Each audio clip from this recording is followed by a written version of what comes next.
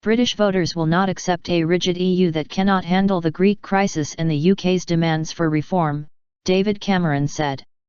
The PM said the union would not work if it could not show flexibility.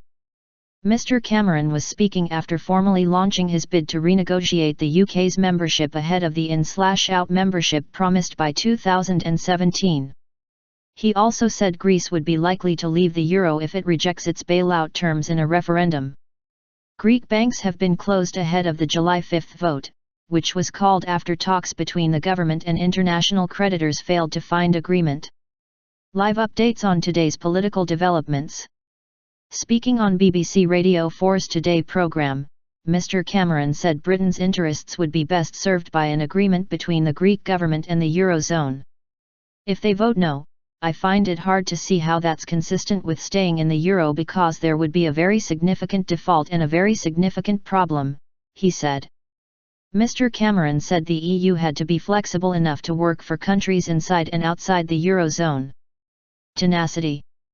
If it can't show that flexibility, it won't work as an organisation, and I believe the British people will see that, he said, adding, this needs to have the flexibility of a network, not the rigidity of a bloc. Asked about raising his demands for reform during a summit dominated by the Greek and Mediterranean crises, the PM said there had been very long discussions about those two issues. In the middle of that there was a brief discussion about the British situation, which got a very good reception, he said. The PM said there were many negotiations to come, but every journey starts with a single step, as they say. He later addressed MPs in the Commons, saying a successful negotiation would require tenacity. But Labour's acting leader Harriet Harman said his goals were unclear both to other EU leaders and to the British people.